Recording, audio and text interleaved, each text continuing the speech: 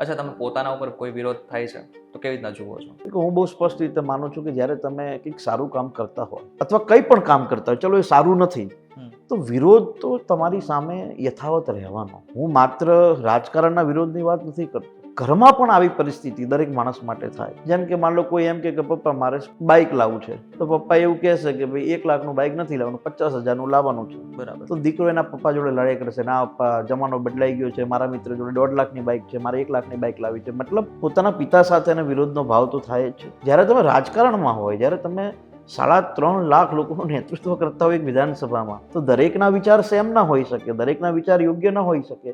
Even પતિ પત્નીના વિચારોમાં પણ મતભેદ હોય છે, ભેદ હોય છે. તો રાજકીય નેતા તરીકે પબ્લિક સાથે અથવા અન્ય નેતાઓનો વિરોધ અથવા એમાં મનભેદ કે મતભેદ રહેવાના.